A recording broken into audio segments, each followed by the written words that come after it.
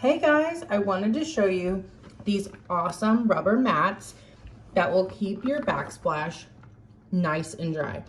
So back here, I am struggling with water getting up on the wall. And so I ordered these to make sure that my wall stays nice and dry.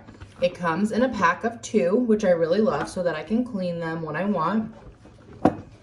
And let me show you how easy it is to install. You're just gonna wrap it around the sink like this, make sure the tabs are pulled out, and then this will prevent water from getting up onto the wall.